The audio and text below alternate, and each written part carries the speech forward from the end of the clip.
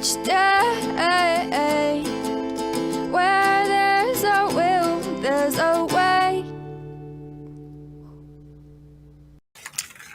And we're back. Hi, Jackie. Jackie's on Instagram. One of these days, I will figure out how to get Instagram on here. I've been bugging Restream about it. But it has to do with you only get a certain amount of time, like 2 minutes or something like that. But I don't like it being separated. I like that to be together, but I also don't control any of that, right? I can't control the internet. It is possible to do. It has to do with money and streaming rights. And I did get busted for having this song on earlier. So a lot of people on Instagram didn't get to see the rewatch because I played a little bit of music. I thought I kept it under 10 seconds. I guess I didn't. See, they don't bust it if it's over a certain amount of time or when it goes over a certain amount of time. It's always about time with that, right? So breaking out of a mold. Do you feel like you're in one? You probably are. No? Right? Yep. Yep, the kittens are back. Nothing's changed. They're still being pesky little boys. Right? So, if you're here, please say hello, whether it's live or the rewatch. That was not a breath of exasperation. That was just still having a hard time breathing. Feels good to take some deep breaths up. Now it's just the staples that are a little uncomfortable, itchy, right? So breaking out of the mold. Let's talk about it. All right. Probably won't be holding back on my swearing. Lost there. Okay. So, and a lot of people, and it's Sunday, blah, blah, blah. So I'm just going to go ahead and it's been 2 minutes. So 3 minutes. So I'm going to go ahead and get started on this. And this has to do with emotional sobriety. Right. And I'd actually like to talk about the words sobriety and recovery real quick. And I'm going to use, so Jamie Lee, I saw one with Jamie Lee Curtis today. She says, best thing that ever happened to me was my sobriety. That's great. Not an AA member. You guys know that, right? So back in the day, people loved to party. Some people like Jamie Lee Curtis got caught up in it. She's not in recovery. She just quit drinking. Right? She's not like you and me. She just figured out that alcohol is serving her no use at all. She's in a public eye, so she's being respectful. Think on that stuff before you start posting it. If they say sobriety was the best thing that ever happened to me, see, Danny Trejo says recovery. That's how you know. Are you sober or are you in recovery? Because they are two separate things. So if you are just sober, then just be sober. Great. But if you want to do something about it, then you are in recovery. Now use those words separately because they are two different distinctions. And it's getting caught up with all this other crap. Nope. This is a black or white situation. You're either pregnant or you're not. You're either an alcoholic or you're not. Period. There's no in-betweens, guys. My wife's a normal drinker. There's no way I could turn her into an alcoholic. There's no way. She doesn't have that peculiar mental twist in her brain like I do. Therefore, I have to do things differently. And this is where we get caught up. All my life, I've been told how to act. All my life, I've been told who I am and what I will become based on the information that you have decided to take from me and put towards whatever. Hold on a second. The cats are playing with the internet line. All right. All right. I've even been put down this way in recovery. People that wanted me to come along and join them, they would tell me things like, I don't know, Dion, do you have it in you to be a successful podcaster? You know there's no money in it. See, they had no idea what I was actually going for. They didn't actually stop to listen to what it is that I was actually saying. They had something predetermined in their mind for me. Fuck you. Nope. I was told I wouldn't make it. I'm still sitting here. And there is absolutely nothing going on with trudging together or anything else. It is still right what it needs to be. It is not mine. Yeah, I started it with a simple concept in mind. Help one person each day. And that's harder than you think. Every day, you got to help somebody new. Every day, you put a smile on somebody's face every day. Here's a challenge for you. I've been doing this since I was 17, and I still do it even while locked up at home. Make one person laugh a day. Just tell a joke. Say something stupid. Doesn't matter. Just do it. Here's the only rule. It can never be the same person twice. So once you've gotten through your family and friends, now you're going to have to go out and meet other people in order to get that accomplished. And it's a heck of a goal, man. Every day, make somebody new laugh. You know what will happen is you will start to break out of who you are. You'll break out of the mold of what people might think you are. Right? Chip away that shit, man. There is no reason for you to be confined and restricted because of other people's thought process. Does that make sense? So that means that your happiness, your joy, everything else that comes along is your responsibility, including your anger. I have PTSD. I have to take responsibility for it. Or you know what'll happen? Nothing. And that could be the worst thing that could happen, right? Now, I can only speak as a man. But as a man, I have a running joke. If you want to see me clear a room, let me share my feelings. And honestly, that's the way it was on here for a long time until people started to get to know me and realizing that, hey, this guy's actually just putting himself out there so that other people can say, you know what? I got a little bit of fucking hope from that. Do you carry hope with you? I carry it in my pocket, man. You bet. I'll whip that motherfucker out anytime I need it. Because I am a living example of it now. And that's the goal. That's one of the goals, man. That's one of the platforms. It's one of the promises. I'm horrible at names, but welcome, Suif.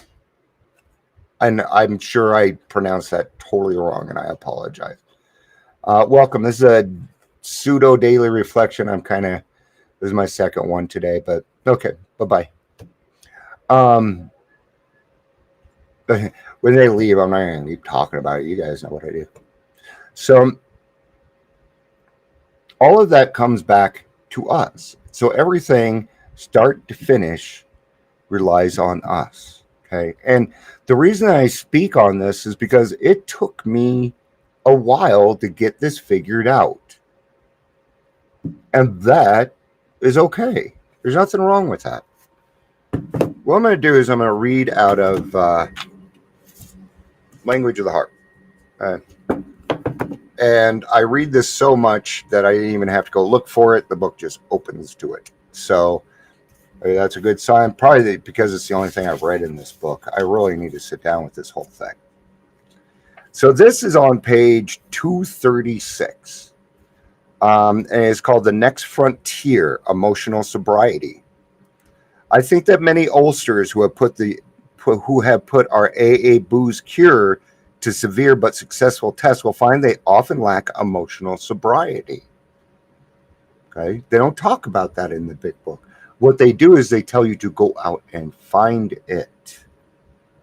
It's an action, not a sit on your rump. I guess I'm sitting on mine, huh?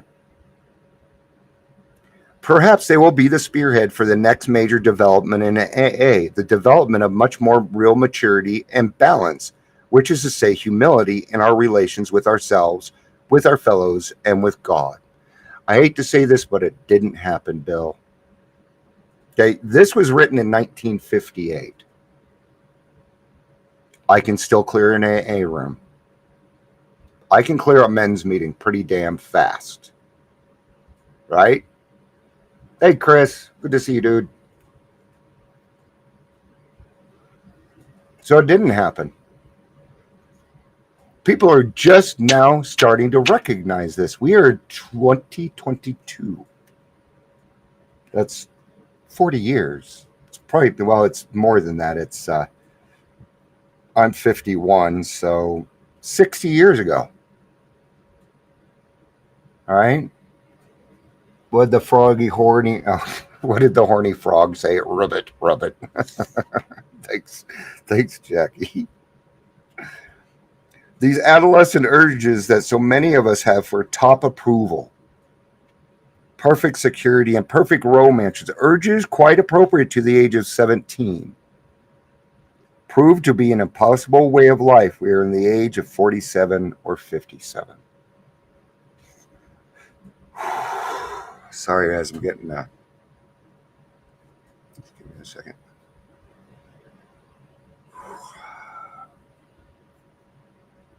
All right. So, what they're talking about is the fact that, yeah, I'm just too hot to have those on. So, what they're talking about is the way that we act when we're kids or teenagers is not appropriate to be acting the same way. Right? What does it mean? Well, you're being childish, you're being this, but you can't help yourself, can you? It's because we haven't recognized what we're doing yet. Since AA began, I've taken immense wallops in all areas because my failure to grow up emotionally and spiritually.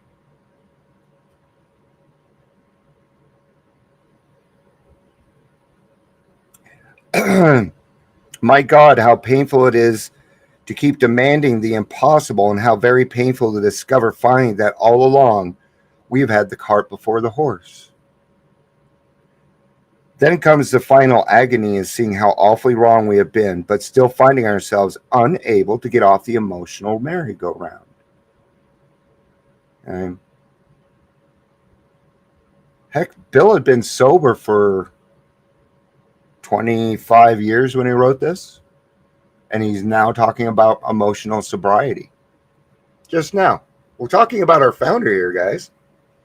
He dealt with depression, and he tried a lot of things to get out of it. He tried PCP, he tried mushrooms, he tried marijuana, tried a lot of stuff. Did he replace his sobriety date? No, he sure didn't. Just saying.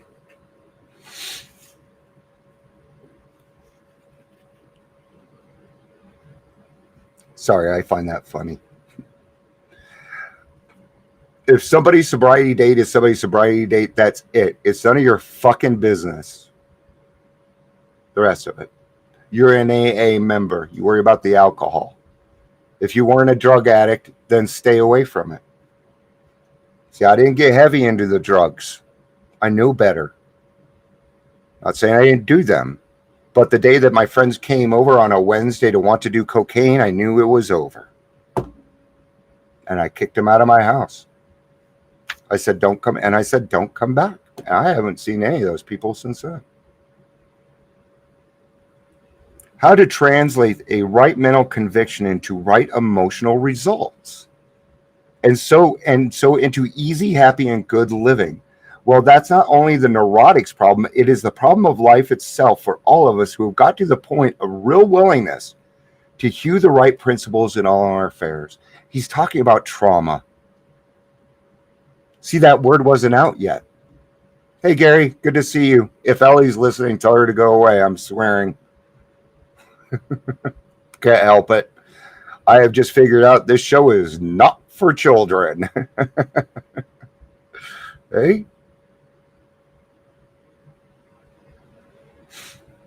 Oh, but I didn't do drugs. Oh, you didn't take any, you didn't pop any pills or whatever. You know what? We're all full of shit. So, even though as we hew away, peace and joy may still elude us. Okay? Today we call that pause. Post-acute withdrawal symptoms. They can happen for years and years and years. That's the place so many of us AA ulsters have come to. And it's a hell of a spot, literally. How shall our unconscious, from which so many of our fears, compulsions, and phony aspirations still stream, be brought into line with is what we actually believe, know, and want? How to convince our dumb, raging, and hidden Mr. Hyde becomes our main task. I talked about this earlier. You don't have to be Mr. Hyde anymore. You can just be you. And that is part of breaking the mold. Don't listen to these yahoos. I tell you right now, 97% of the men that run their mouth on this topic still don't know what the fuck they're talking about. They're trying, though. And I can give them that. Fuck yeah. I will support them in it. Why not? Just because it wasn't my way? I don't know. Here it comes. I've recently come to believe that this can be achieved, and he's right. It can be achieved.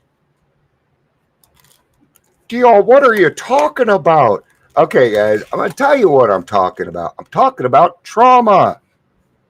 I'm talking about all the shit we put ourselves through for years and years and years, and we expect to come out of it just okay? No. No. And each one of us could sit down and tell a really scary story on this. They could. And you'd be like, what the fuck is wrong with you? It says it right in the big book. We sought out sordid places for companionship. I did.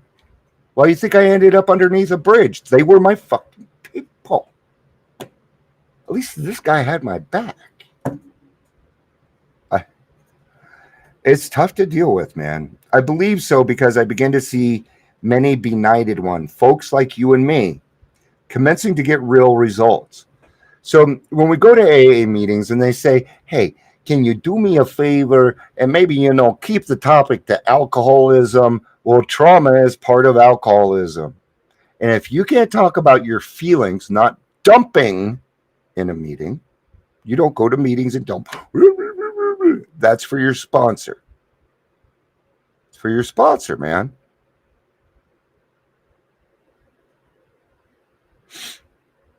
When I go to a meeting, I do what I can to follow the rules. But if my other stuff comes up, so be it. So be it, man. That is part of recovery.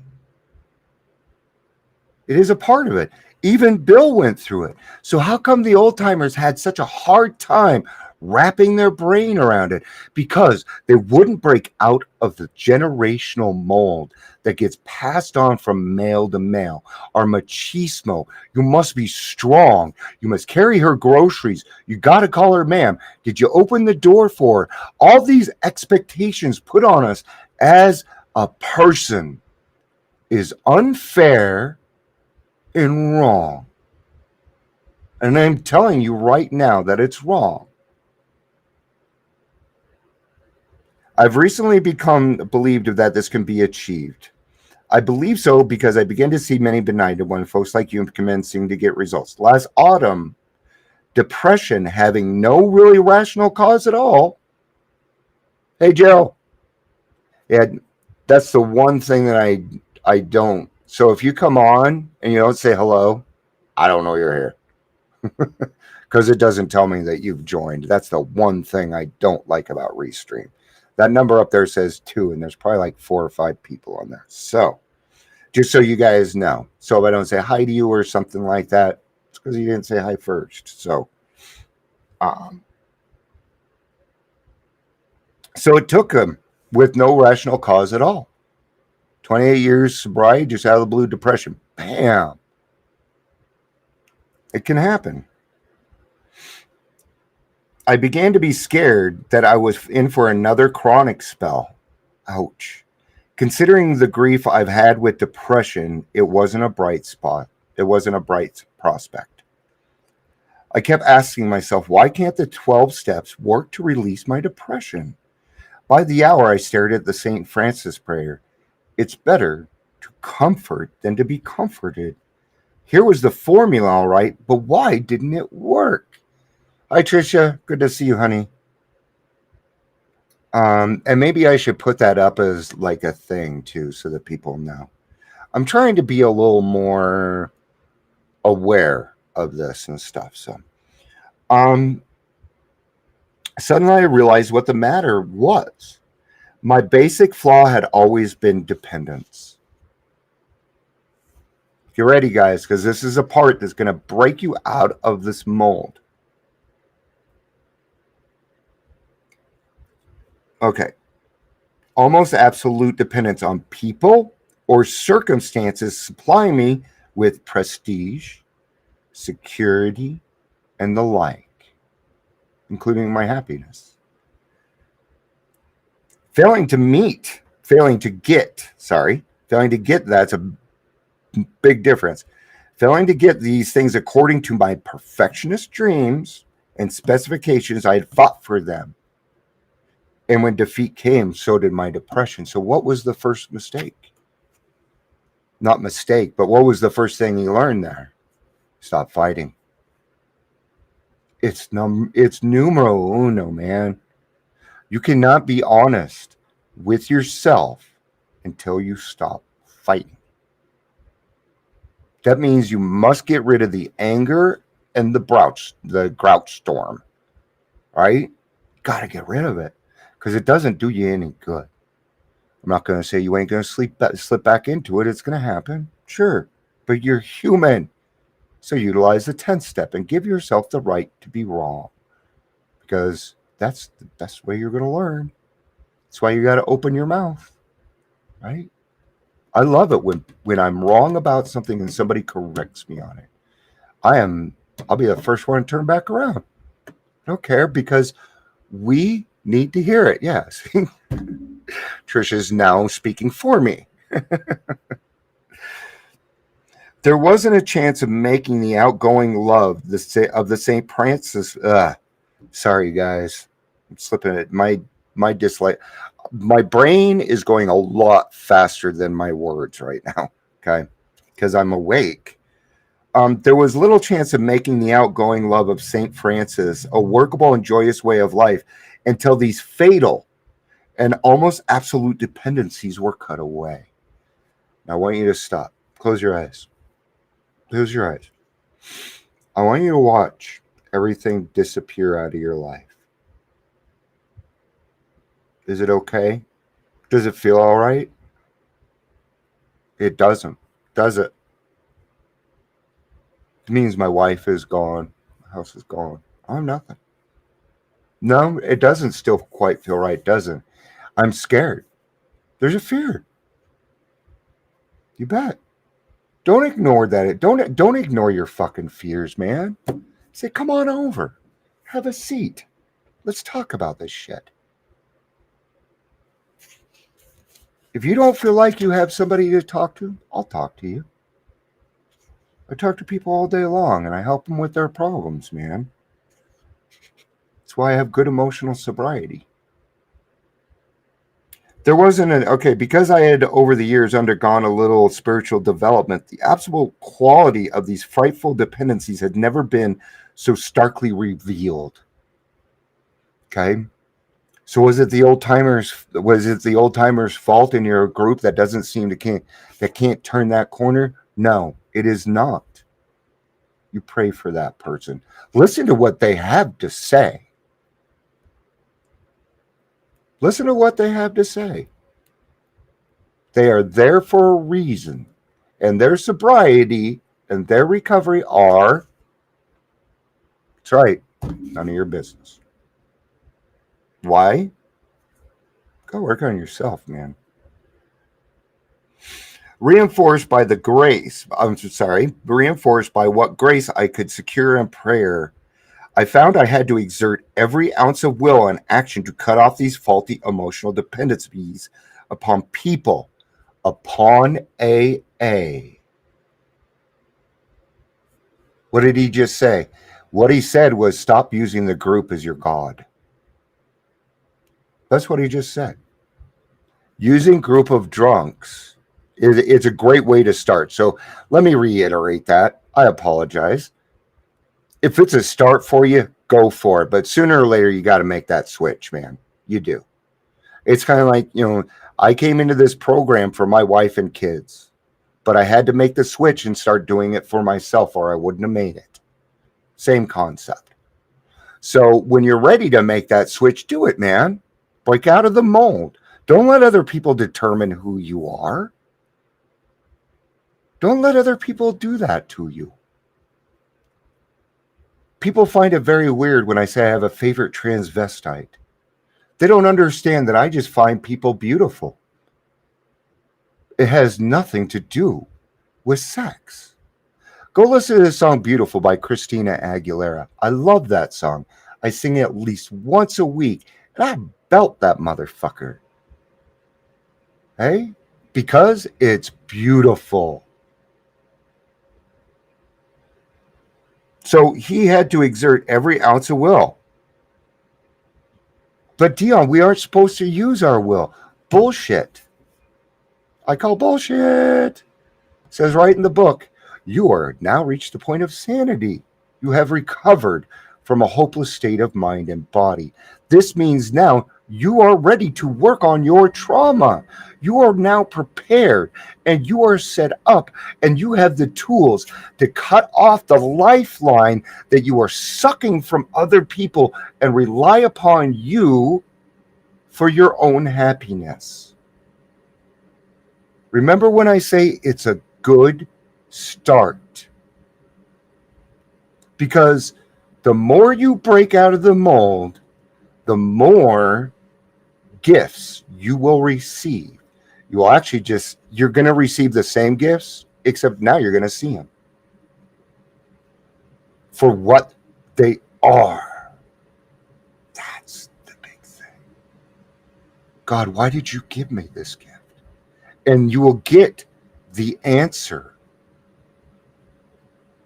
I promise you, that's what will happen. It's what happened to me.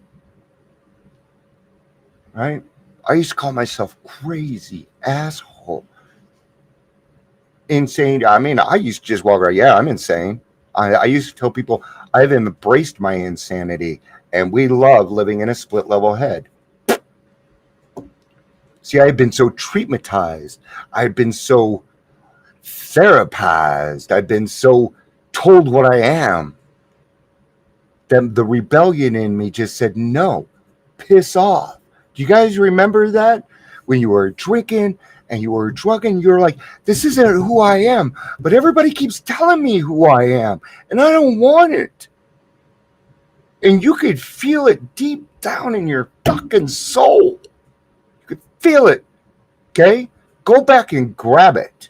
It's yours. You are you. And you are going to do some beautiful things in this lifetime. Take them. We claim spiritual progress.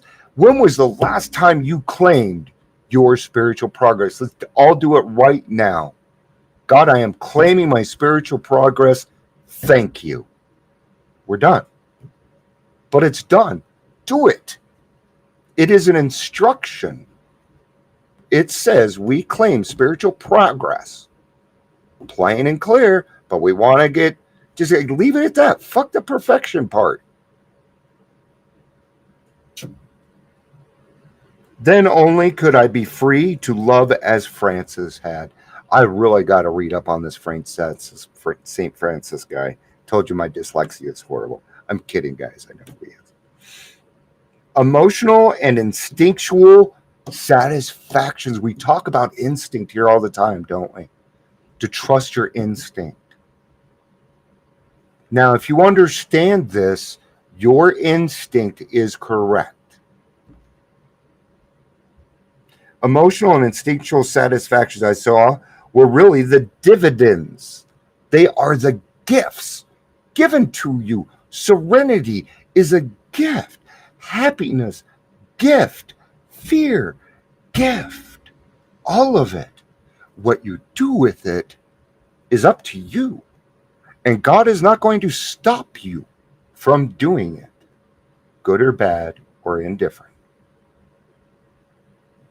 I saw were really the dividends of having love, offering love, and expressing love appropriate to each relation in life. All right? Trisha, I hope you don't mind I use you as an example. All right? You're just at the top of the list here, so that's why. All right? I love Trish.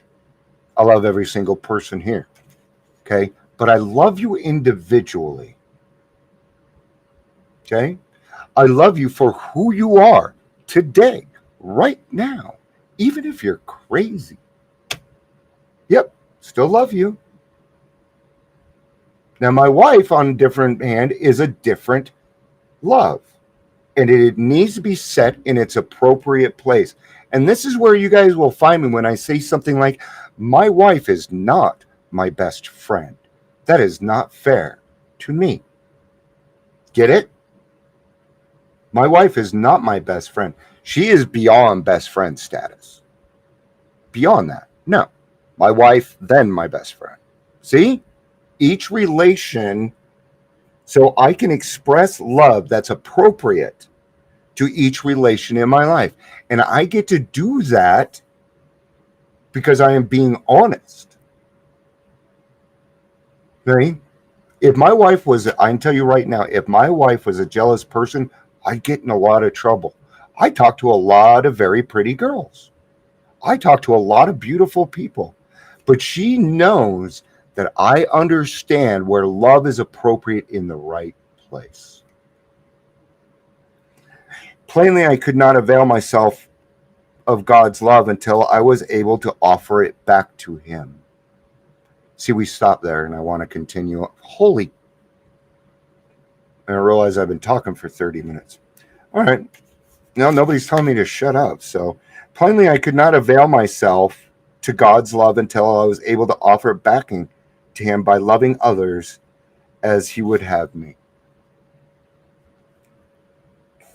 Ever stood naked before your Creator? Talks about it in the big book. That we stand holy ourselves. You don't have to take off all your clothes and do it. That's not what it's about. It's about letting down the walls. All right? If you want to talk to God nude, you go for it. That's between you and your God. And if it's working, I ain't got nothing to say. You can keep it. All right? But do you stand naked before your Creator?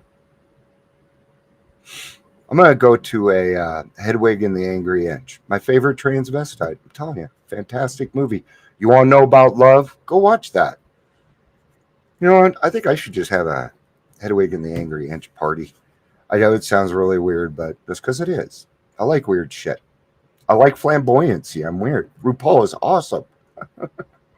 People are like, what do you do, Dion? I'm like, I'm a personality. They're like, what's that? I'm like, you know who RuPaul is? Yeah. I'm like him. Her. Yeah. All right. Okay. Let's get back to this. So what it comes down to is God gives me love. Then from there, I'm able to offer it back by loving others as he would have me. Right? Remember what I said. I love you today for who you are. None of that ever changes. Why? Because you get to be you, man. I can't go around just being myself if I can't allow other people to do the same.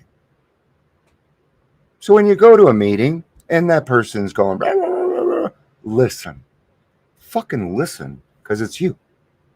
It's just you on a different day.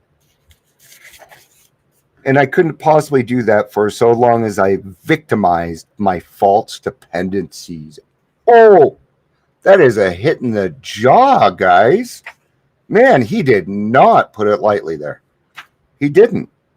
We are victimizing other people when we steal their joy, their happiness, or when we condemn them to our victimization.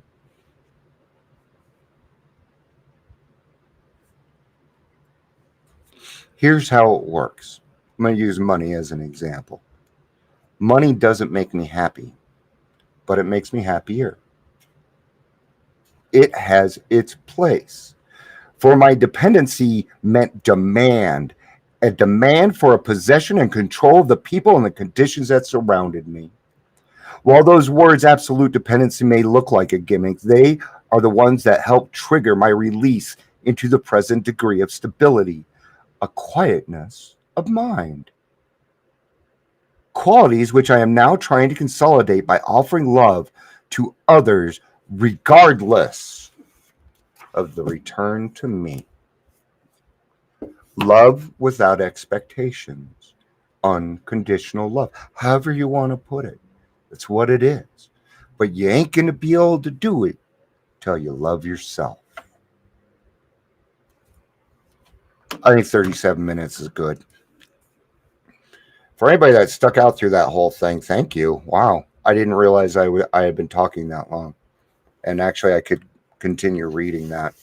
And we try to get a lot more out of it. But I don't want to consume everybody's day either. That's not my job. So, I will be back tomorrow for the daily reflections. In the meantime, talk to God. Take care of yourself. Show yourself a little bit of love. Show the people around you some patience, tolerance, and love. Peace out, guys. I love you. And go have a day.